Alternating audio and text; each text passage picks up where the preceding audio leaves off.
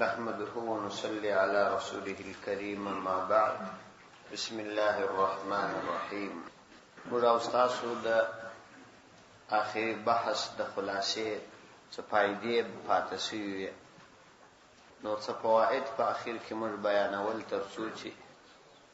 دا هغه په وجه سړی بدعت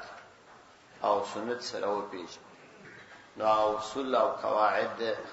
څه بیان شو. اوس شپږمه فائدہ بیانو. هغه دا چې بدعت پر دوه قسمه دي، یو اعتقادي بدعت دی او یو عملی بدعت دی. د اعتقادي بدعت مطلب دا دی چې کوم شخص یا کوم ټولنه یا جماعت داسې عقاید او نظریات اختیار کړي چې د رسول الله صلی الله علیه وسلم، صحابه، تابعین او تبع تابعین خلاف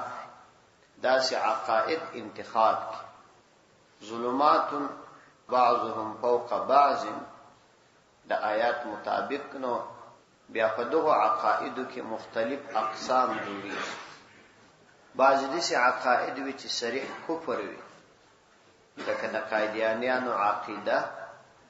چې دوی دا عقیده لري چې د ان حضرت صلی الله علیه وسلم څخه ورسته نعوذ بالله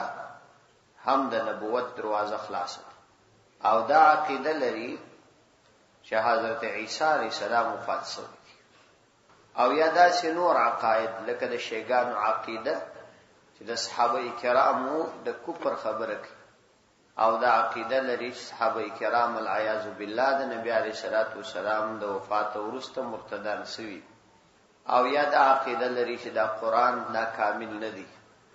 او یا دا عقیده لري چې خپل امامان یې د الله تعالی سره په درجه کې برابر دي، او یا د متعه یا د تنور شأن ته ورته عقیده لري. دا ټول شأن دا عقاید دي چې عقیدوي بدعت او کفر دي. او بعضی بیا اعتقادي بدعتونه وی خو د کفر تر درجه نه رسیدي، بلکې په عقیده کې کومه تبدیلی داسې نه راغلي چې تر کفر پورې رسیدلي. دغه بدعت ته بیا ضلالت او گمراهي ویلی شي، چې یو انسان گمراه او د حق لارې وړ.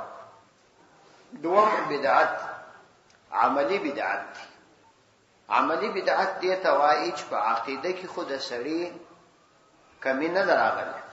عقیده یې پر خپل ځای ده، پر الله تعالی ایمان لري، پر رسولانو ایمان لري، په ملائکو. څنګه چې عقیده د مسلمانانو د هغه سي عقیده،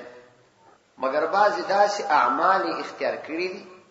چې دا اعمال د رسول الله صلی الله علیه وسلم، صحابه، تابعین او تبع تابعین په زمانه کې منقول نه و.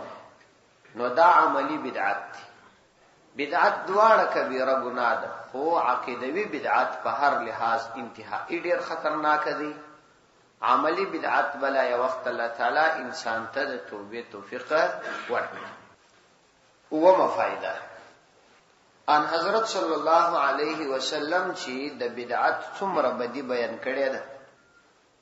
زما په فکر شاید د کفر او شرک ورسته د بل هیڅ شی بدی دومره ډیره نه وی بیان کړي، څومره ډیره بدی چې د بدعت په ارتباط بیان کړي. په دې اړه تاسو ته تفصیلی بحث تیر شو. هغه آیاتونه، احادیث، د صحابه کرامو اقوال، د صوفیانو اقوال، فقهاو اقوال، دا تاسو ته تفصیلی تیر شو چې بدعت یو انتهایی خطرناک خبر ده، چې خلاصه یې دا و چې بدعت د رسول الله صلی الله علیه وسلم په نزد ملعون، مردود او د گمراهی سبب دی. د دې څخه موږ اندازه کولای شو چې یو څوک په بدعت اخته وي او یا بدعت ایجاد کړي، پیدا یې کړي، هغه کس د رسول الله صلی الله علیه وسلم په نظر انتهایی ذلیل انسان دی، مردود دی، ملعون دی، گمراه دی. نو بدعت انتهایی خطرناکه مسله ده. اوس به تاسو ته دا سوال پیدا وي چې دا بدعت ولې دومره بد او مبغوض عمل دی، یعنی د دې اصلا وجه شي ده چې د کفر او شرک وروسته په اسلام کې د بدعت دومره ډیره بدی بیان شوی. د دې دپاره یو عنوان ایږدو چې بدعت ولې دومره مذموم او مبغوض دی. د دې سوال جواب دا دی، تفصیلی جواب علماء په کتابو کې نقل کړي، خو ما اختصارا یو څه شان راخستی دي. اول دا چې د اسلام د دین تکمیل د ان حضرت صلی الله علیه وسلم په ذریعہ سوی دي، او هغه ټول خبري چې د هغه څخه د الله تعالی قرب او رضا حاصل کړل کیږي، هغه ان حضرت صلی الله علیه وسلم مشته بیان کړي. نو اوس کچيري کوم شخص د دین پر نامه یو بدعت ایجاد کړي او خلکو ته د دې بدعت دعوت ورکوي، هغه گواکې دا دعوه کوي چې د محمد صلی الله علیه وسلم دین ناقص دی، ځکه پیغمبر علیه السلام د ثواب ټول کارونه بیان کړي. نو که یو کس راولاړیږي اوس یو بدعت ایجادي او د ځان یو شي ته ثواب ذکر کوي، نو د دې معنا دا ده چې گواکې دغه خبره د پیغمبر علیه السلام په دین کې پاتې سوی، دا د رسول الله صلی الله علیه وسلم دین گواکې نعوذ بالله ناقص دی. او د قرب او رضا الهی چې کومه لاره دغه بدعتي او دغه احمق ته معلومه سول، گواکې هغه رسول الله صلی الله علیه وسلم ته نعوذ بالله نو معلومه. یا هغه وایي چې د شریعت د فهم او ادراک چې کومه منشأ خداوندی ده، چې د شریعت د فهم او د ادراک چې د الله تعالی کومه غوښتنه ده، هغه رسول الله صلی الله علیه وسلم ته نو معلومه، بلکې دغه مبتدع بدعتي انسان ته معلومه شوی. نو مطلب دا سوچي گواکې د دین دغه یو شعبه خلاص کړه او د دغه شعبې څخه چې د الله تعالی قرب حاصلې دي، دا نه نبی علیه الصلاۃ والسلام ته معلومه و، نه تابعین ته او نه تبع تابعین ته. نو د بدعت یو تر ټولو د بدوالي وجه دا ده چې دا د سړي په ذهن کې دا ورکی چې دا دین گواکې ناقص و نعوذ بالله. الغرض چې کوم کار ان حضرت صلی الله علیه وسلم صحابه او تابعین نوی کړي، نن چې کوم څوک عبادت بولی او خلکو ته دین معرفي کوي، دا نه صرف سلف صالحینو بلکې د ان حضرت صلی الله علیه وسلم پر راوړي دین حمله کول. نو اوس دغه شخص په مردود کېدو کې بیا څه شبهه ده چې دا به مردود نه وي، دا به ملعون نه وي او دا به گمراه. دوهم، د بدعت څخه پرته چې دا بدعت دومره بد شی دی او د شرک او کفر وروسته تر ټولو لوی ګناه دوه وجې ده چې د بدعت څخه پرته چې سړی هر ګناه وکړي د شرک او کفر راوروسته، حتی که شرک او کفر هم وکړي، نو دته دا احساس کیږي چې دا ما غلط کار وکړ او دا ما ګناه وکړ، او طبعا پر دې ګناه پښیمانه کیږي. چې پر ګناه پښیمانه شو، الله تعالی ته متوجي کیږي او د خپل ګناه د پاره توبه کوي. مګر بدعت داسې یو منحوس او خبيث عمل دی چې کله یو څوک په مبتلا شو، دغه کس بیا هیڅ کله دا کار ګناه نه بولي او دا خپل غلطي نه بولي، بلکې شکار یې بولي، پر دې د ثواب عقیده لري چې ما ته الله تعالی ثواب راکړي. او شیطان دغه ګناه د هغه په نظر کې داسې ورشایسته کړي چې خپل غلطي ته هیڅ کله توجه او احساس نه کیږي او تر مرګ پورې د توبې څخه محروم وي. همدا وجه د چلوي لوی ګناهګار انسانان، حتی لوی لوی کافران، هغه ته الله تعالی د ایمان او توبې توفیق ورکړي، د بدعت د مریض شفا هیڅ کله نه حاصلېږي. ها که الله تعالی پر کوم چا خاص رحمت وکړي دا جلا خبره، لیکن عموما بدعتي سړی ته الله تعالی د توبې توفیق نه ورکړي. دا ښکاره خبره، ځکه علما د دې په ارتباط یو خبره کوي، وایي انسان کا نه پوهېدی او په دې هم نه پوهېدی چې زه نه پوهېږم، دا هیڅ کله په هدایت نه راځي. او که یو سړی نه پوهېدی او په دې پوهېدی چې زه نه پوهېږم، یعنی په خپل بی علمی اقرار کوي دا به یو وخت خامخا حق لارې ته راشي. ځکه وای آن کس کې نه داند و نه داند کې نه داند در جهل مرکب ابد دهر بماند. هغه څوک چې نه پوهیږي په دې هم نه پوهیږي چې زه نه پوهیږم. په مرکب جهل کې به د همیشه د پاره پاتې. مرکب جهل داغه ته وایي چې خپل هم نه پوهیږي د بل دم نه مني. او کچیر یو سړی نه پوهیږي خو په دې سر خلاصیږي چې زه ناپوهم، نو دا ته به یو ورځ الله تعالی بیا هدایت وکړي. درېیمه وجه د بدعت د سخت بدی او مذمومیت او د نفوست هغه وجه دا ده چې د بدعت په وجه انسان د الله تعالی د پیغمبر د سنتو د نورانیت څخه محروم ګرځي. په دې ارتباط تاسو ته ډېر احادیث تیر شو چې رسول الله صلی الله علیه وسلم فرمایي ما احدث قوم بدعه الا رفع مثلها من السنه فتمسك بسنتي خیر من احداث بدعت. چې یو قوم بدعت نه دی ایجاد کړي مگر الله سبحانه و تعالی د هغه قوم څخه د هغه په عوض کې سنت اخستي. نو لاس نیونه په سنت وای ډېر خیر د پیغمبر علیه السلام فرمایي تر دې چې یو سړی بدعت ایجاد کړي. امام احمد رحمه الله دا حدیث را نقل کړی دی، مشکات اول جلد او 1 صفحه کې راغستی. بل حدیث کې پیغمبر علیه السلام فرمایي مبتدع قوم بدعه، ندی ایجاد کړي یو قوم بدعت فی دینهم په خپل دین کې الا نزع الله من سنتهم مثلها، مگر الله سبحانه و تعالی د دوی د سنت څخه د هغه یو مثل پورته کړي.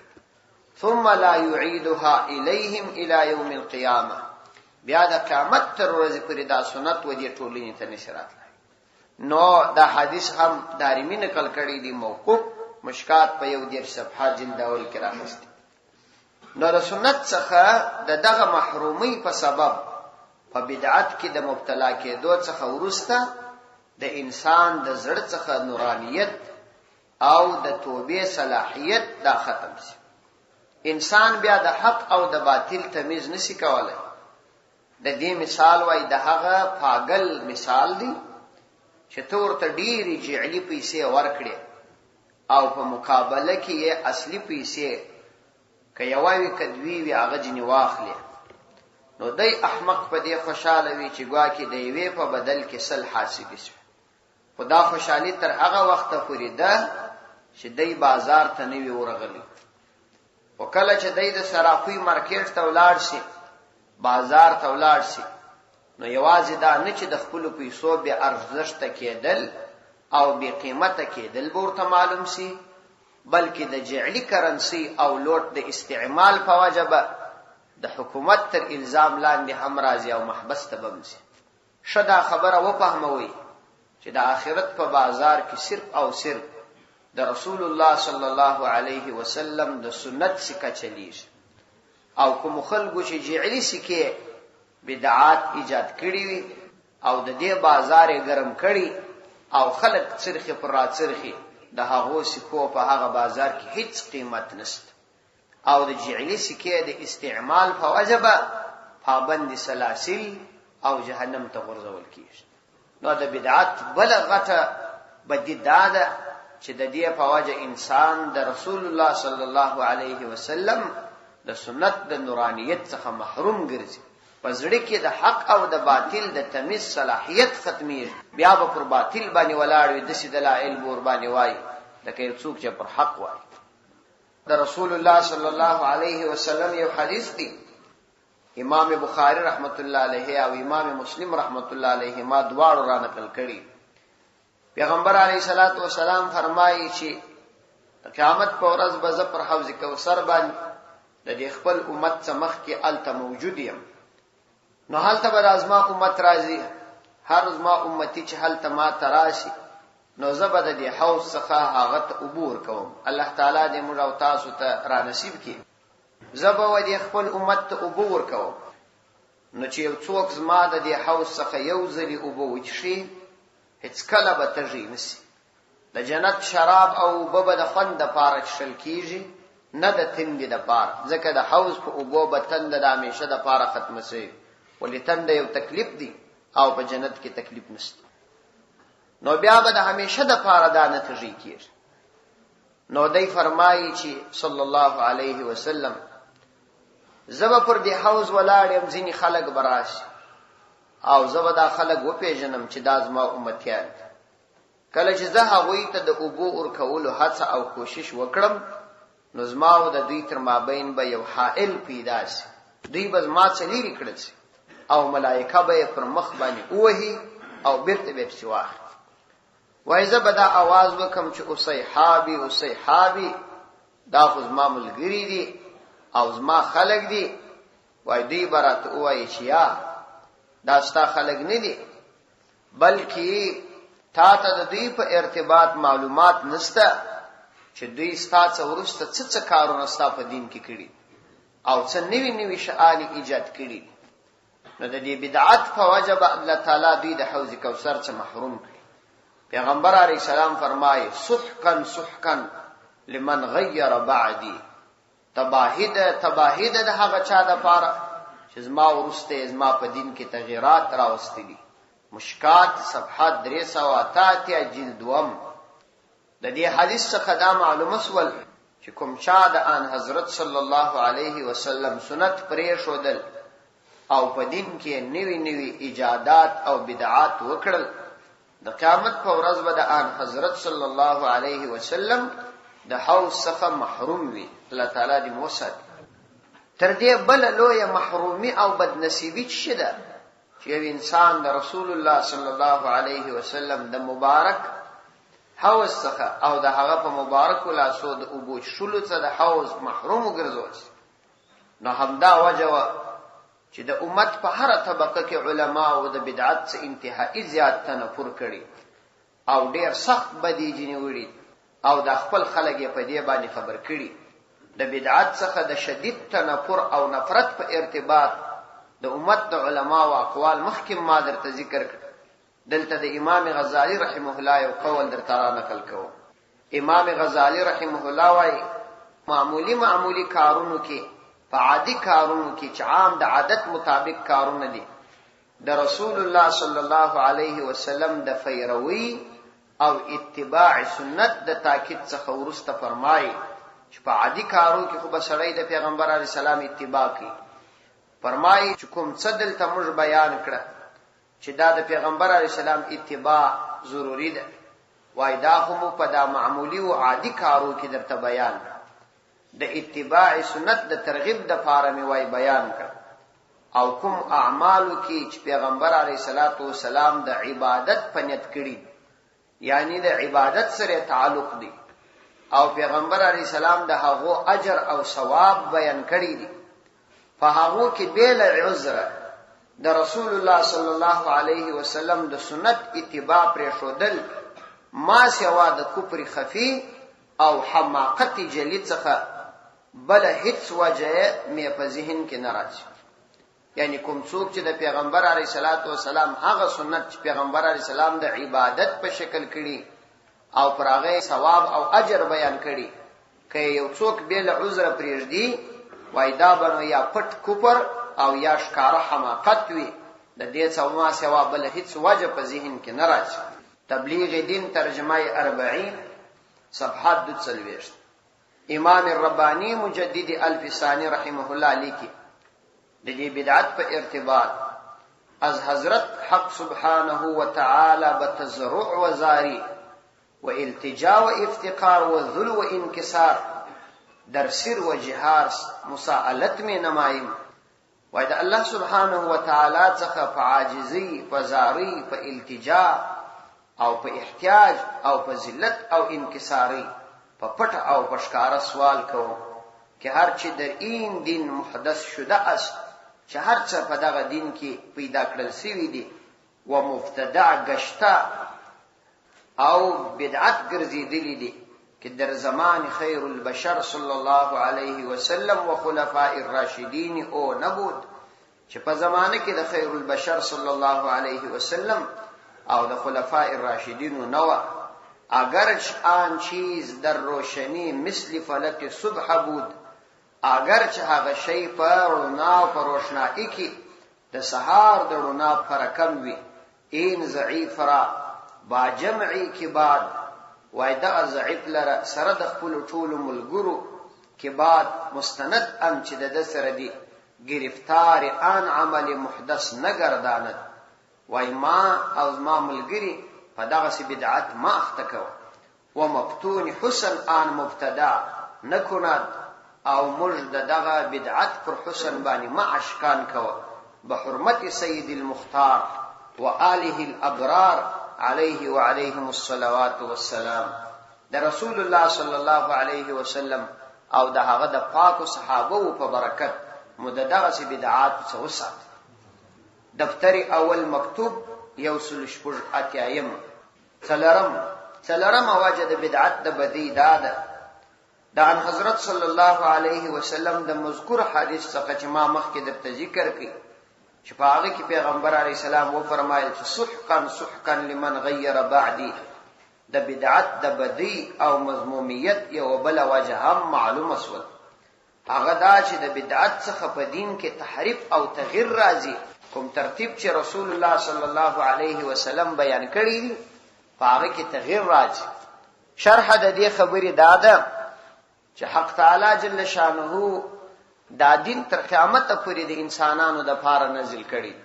او تر قیامت پورې به ټول راتلونکي انسانیت د دې مکلف وي او الله تعالی د دې مکلف ګرځولي. د دې دین په مکلفیت باندې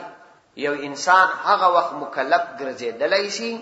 چې کله دغه دین په خپل اصلي شکل او صورت کې باقی پاتې تر څو چې دین په خپل اصلي شکل او صورت کې محفوظ نه وي نو خلک بیا پر هغه دین مکلف نه ګرځول کیږي. څنګه چې مخکنی ادیان د خلقو د فکرو او خواهشاتو په وجه تغییر او تبديل سول نو باید دا د رسول الله صلی الله علیه وسلم دغه سي مسخ او تبديل نشي ولی چې په مسخ او تبديل باندې اصلي شی لمنځي او خلقو ته بیا هیڅ درک نه و معلومیږي. نو کوم خلک چې بدعات ایجادوي هغه په اصل کې د دین اسلام پاک او حسین شکل او صورت دا مسخ کوي او په دین کې تحریف تبدل تغییر او تغیر تلار خلاصوي. خو چون کې الله سبحانه و تعالی د دې دین د حفاظت خپل وعده کړی ده او دا یې وعده زموږ سره کړی ده چې د خپل دین د حفاظت تنظیم په خپل رحمت سره خپل کوي چې دا دین به په هر عصر او هر زمانه کې د انساني خواهشاتو د آمیزش ګډوډۍ څخه محفوظ او پاک او د اهل بدعت د اختلاط په وجه به هیڅ کله ګډوډ نشي او کچیر اهل بدعتیان هر کله د دې دین پر پاک مخ او حسینه چهره باندې خپل د بدعت دوړه او گرد او غبار واچوي او بیا هم الله تعالی د دې دین د حفاظت د پاره داسې ربانی علما حقانی علما پیدا کړي چې هغه به د دې دین څخه بدعت لمنځه وړي او دا د رسول الله صلی الله علیه وسلم د خپل امت سره د دې شی وعده ده چې ما په امت کې به داسې علما ضرور وي چې هغه به بدعات لمنځه وړي او د بدعات رد وکړي. چنانچه مشکات کې حدیث دی اول جلد صفحه 14 کې پیغمبر علیه السلام فرمایي يحتمل هذا العلم من كل خلف عدوله وای دا علم به د هر مخکنی کس څخه ورسته عادلان خلق راوړي. د عادلان خلق به څه کوي ينفون عنه تحریف الغالین چې په دې دین کې غلو کوونکو کسانو کوم تغییر راوستلی دی باغ تغییر ختمي و انتحال المبتلین د بے ځای دعوه کوونکو غلطی دعوی چې په دې دین یې ګډ کړي دا بل منځوري و تعویل الجاهلین د جاهلانو غلطی معناوي دا بدی ختموي. الله تعالی به د دې لپاره داس خلق ضرور پیدا کړي. ځکه نو الحمدلله د دې خو اطمینان دی چې اهل باطل به هیڅ کله د دین دغه حسینه چهره مسخ نه کړي او په دې کې به کامیاب نشي ولی چې الله تعالی د دې دین حفاظت خپل کړي. البته چې کوم څوک د دې کار د خدمت د لپاره الله انتخاب کړي دا هغه ډېر لوی سعادت دی. الله تعالی د دې دین حفاظت کوي او چې څوک ورته انتخاب کړي او څوک جنې وساتي دا هغه ډېر لوی سعادت دی. نو الله تعالی د دې لپاره خلک انتخاب کړي ولو که جاهلان په خپل شقاوت او بدبختی کې د دې بدعت په وجه د الله تعالی د غضب او د پیغمبر علی السلام د حوض څخه محروم ګرځي. اوس اخیریه و فائدہ ده دا درته بیانوم چې تاسو سره به دا پوښتنه ضرور پیدا شي چې دغه بدعات چې خلک په دین کې کوي دا ولې خلک کوي دې کې ګټه د دوی څه ده په دې کې فائدہ د دوی څه ده چې دوی دا بدعات ایجادي د دې بدعت د ایجاد یو څو اسباب درته بیانوم او دا بیان به ان شاء الله پر داغه باندې پای ته رسي. شاید تاسو ته پوښتنه پیدا شي چې دا خلک په دین کې نوي نوي ایجادات او بدعات ولې کوي او هغوی ته د الله تعالی بیره ولې نه پیدا کیږي او ولې د الله تعالی بیره ورته مانع نه ګرځي د دې بدعت څخه. د دې د فهمولو لپاره مناسبه ده چې د بدعت پیدا کېدو محرکات او اسباب دا په مختصر ډول بیان کړي او جایزه یې واخیستل شي. اول د بدعت د ایجادولو اول سبب جهالت دی. انسان چې جاهل وي نو بدعات ایجادي. شرح د دې دا ده په بدعت کې ظاهري او نمایشي حسن وي ولی په دې کې ولولوي شوق وي جذبه وي او خورا جوش او خروش پکې پروت او د انسان طبيعت او مزاج دا ګرځېدلې دي چې د یو شی د ظاهري شکل څخه متاثر کیږي او په هغه باندې فریفتا او عاشق ګرځي او ځینې متاثر شي او نفس دا یو طریقه بولی او ځان ته خوندور کوي نو په دې خاطر دی په دې کې واقع کیږي ولو که په شریعت کې دا کار منع شوی او دا کار نفس ته خوند ورکوي د دې ظاهري حسن او د خپل نفسي معیار په خاطر باندې پر دغه شی باندې ټینګیږي اگر چې د دې شی باطنی قباحتونه او خرابیو ته نظر نه کول کیږي. نو یو وجه جهالت دی چې سړی جاهل وي بی علم وي هغه ته دغه شان خوند ورکوي دا نوی نوی شان په دین کې نوی نوی ایجادات کول. که تاسو وګورئ تاسو ته به دا تجربه د وخت قانون او مزاج دغه بدعتیانو دا ګرځېدلي چې اکثره به علمی سطح کې انتهایی ضعیف وي که یو چا یا عصري تعلیمات کړي وي یا اسلامی تعلیمات کړي وي هیڅ کله به تاسو هغه د بدعتیانو په مرکزونو کې ونه وي. عموما په بدعت کې هغه خلک ډیر مبتلا وي چې انتهایی بی علم وي. کله چا لږ اقتصادي او دنیوي حالت برابر وي هغه هم په دې کې نه لويږي ځکه هغه هم څنګه داسې خلک لیدلي چې څه په خبره باندې پوهیږي او یا چا عصري تعلیمات کړي یا اسلامي تعلیمات کاملا کړي او یا د داسې علماو سره د وخت کې نستلي چې هغه مستند علما وي هغه دا کار نه کوي هغه د بدعت څخه ځان ګوري. نو یو سبب اعداد د دې مثال به موږ دسي و فهمو چې یو سړی د فس په مریضي باندې مبتلا دی تر دې غاړي پورې او تر دې زنګنو پورې ټول وجود په فس باندې اخته خو دې کس ته چې یو سړی راولاړ شي چې هغه د فس په مریضي مبتلا دی ښه بهترین لباس ورواغوندي نو ځینې خلک د بهترین لباس څخه ظاهرا پر د باندې زیات عاشقان سي او د دې ډیر خوند ورکي او خدا هغه خلکو ته چې هغه د په اندرونی کیفیت باندې خبر نه وي نو د دې خوشنما لباس په کتلو سره هغه خلک د جنت حور او بولی چې دا څومره شایسته دي او د شایست په وجه ور باندې عاشق کیږي. د عوام الناس خلکو نظرونه چون کې تر ظاهري سطح پورې محدود وي او دوی تحقیق په کوم شي کې نشي کولای ځکه عموما په عوامو کې د سنت نبوي دومره ډیر محبت نه وي څومره چې پر بدعات او خرافات او عشقان کیږي او کوم خلک چې د عوامو په نفسیاتي کمزوریو باندې خبر وي چې عوام په کوم خبره باندې ځان ته راجلبېدلی شي نو هغوی خو بیا د بدعاتو په ایجادولو کې عوام د ځان لپاره یو جوړ تیار فصل بولي نو د عوامو د نفسیاتو څخه استفاده کول کیږي او بدعات ایجادیږي. زه تاسو ته څو نمونه وایم. یو نمونه همیشه د عوامو د نفسیاتو څخه دا اخستل شوی چې کله ته د یو بدعت رد کړې نو د عوامو د نفسیاتو څخه دا استفاده کوي چې دا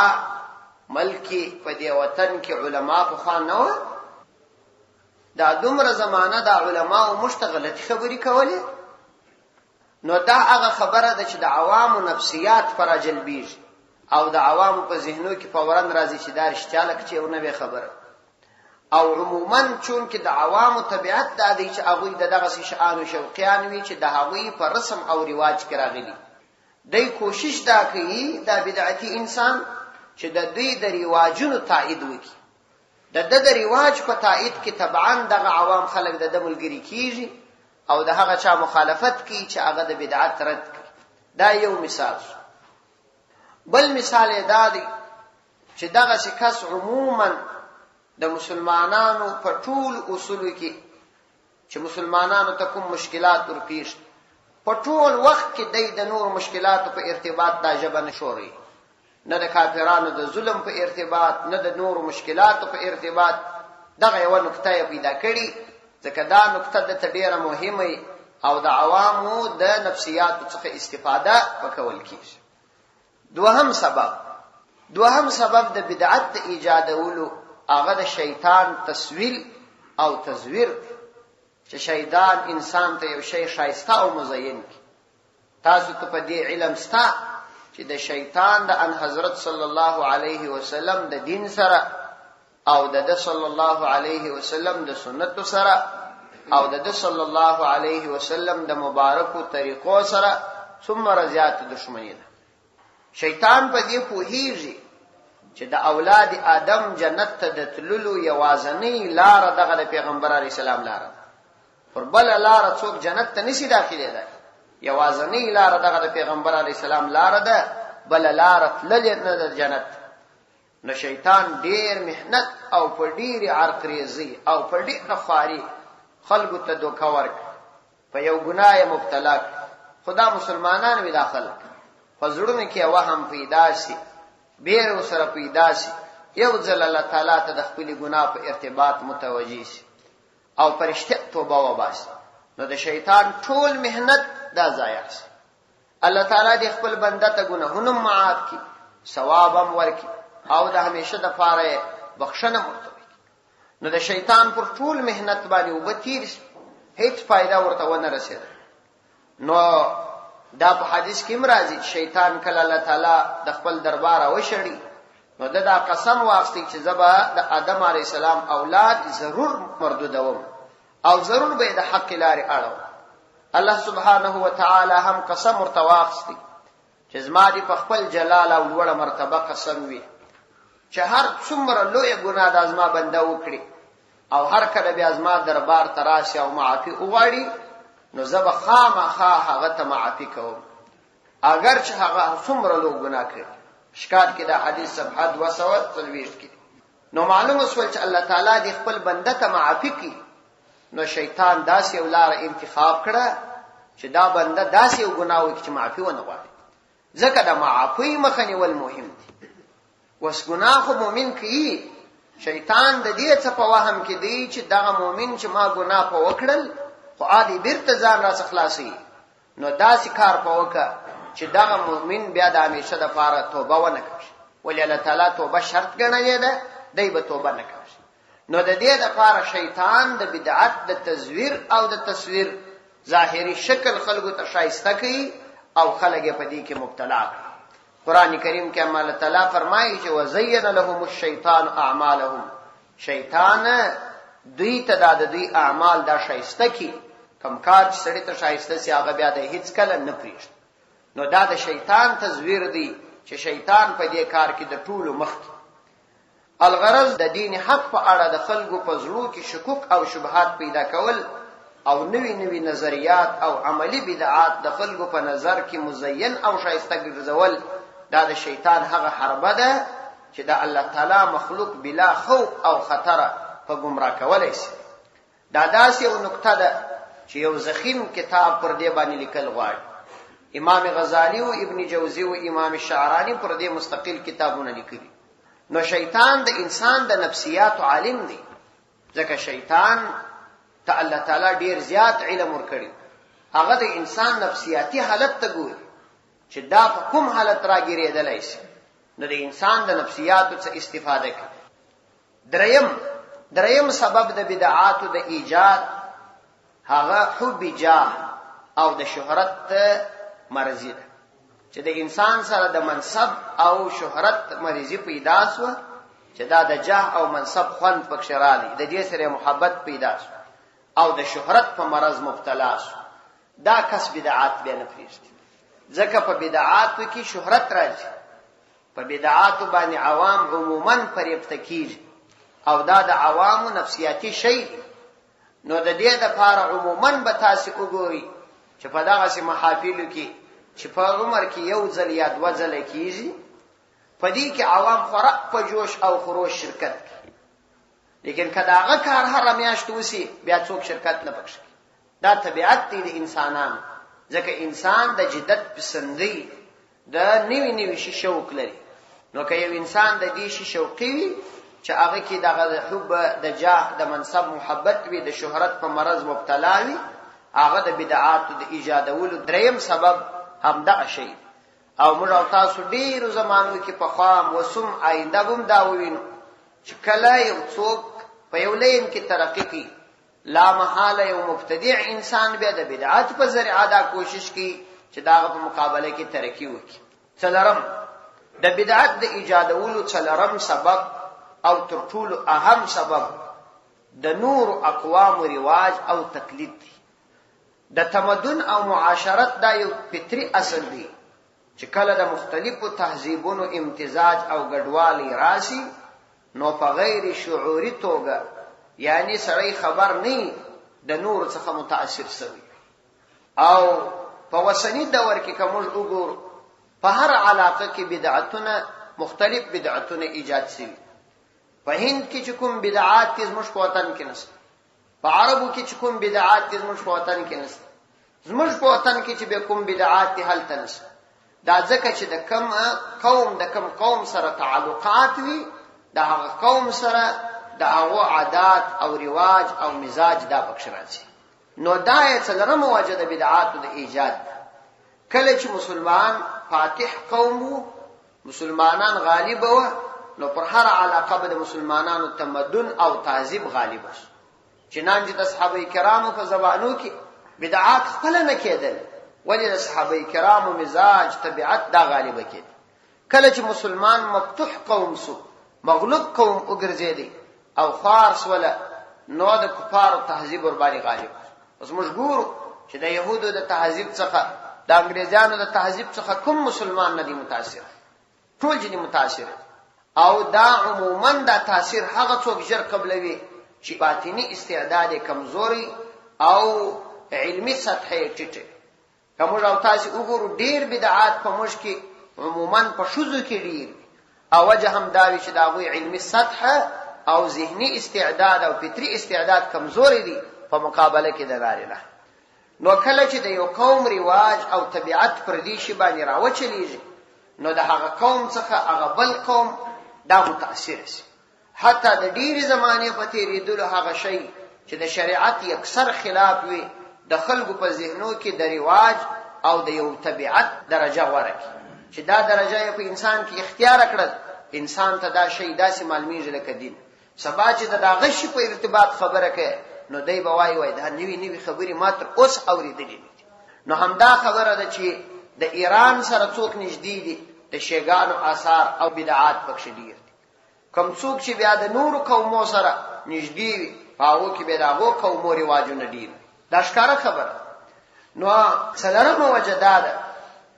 چې د نورو د تهذیبونو او د نورو د قومي رواجونو په وجه باندې په خلکو کې دا بدعات دا پیدا کیږي،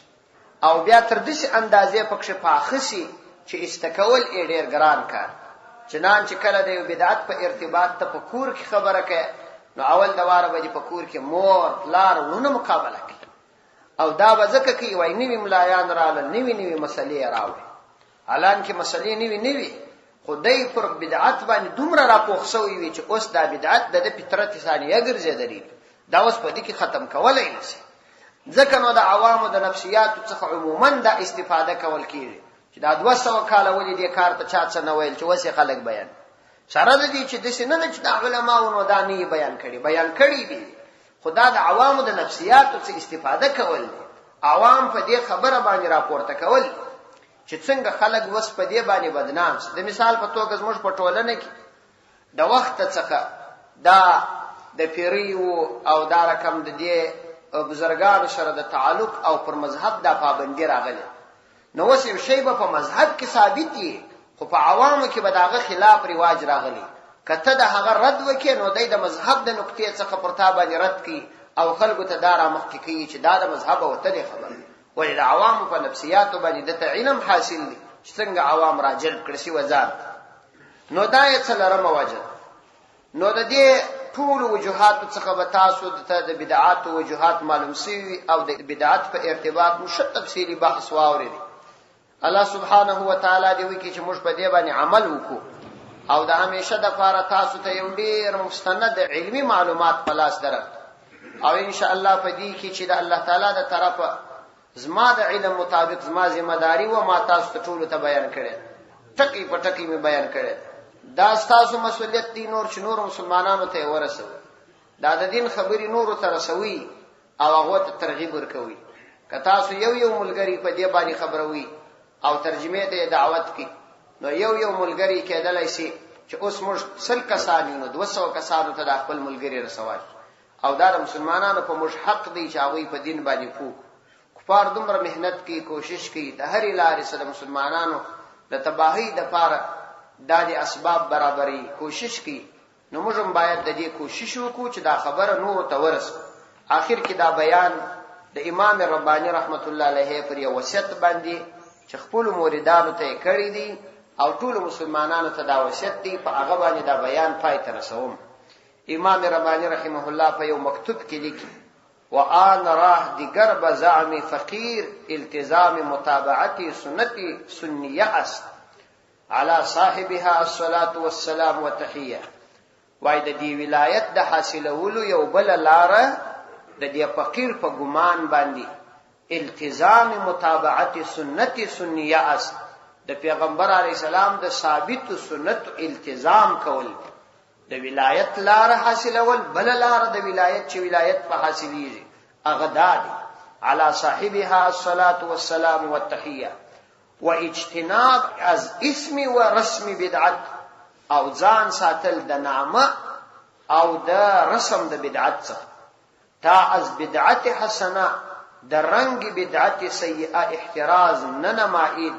بوی از این دولت به مشام جان او نرسید. وای ترسو چې حسنه بدعت دی د سیئه بدعت د بیر سپریشی نه